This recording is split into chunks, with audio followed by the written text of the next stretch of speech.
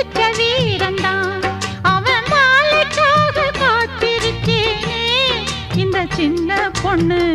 அணிலுக்கு 3 கோடு போட்ட ராமரே ஓ கழுத்துல 3 முடிச்சு போட சொன்னாரே. Some some